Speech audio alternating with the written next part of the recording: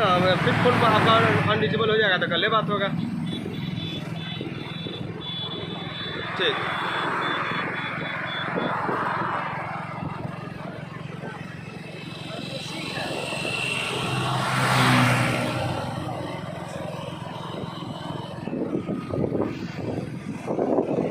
छीनना पड़ेगा।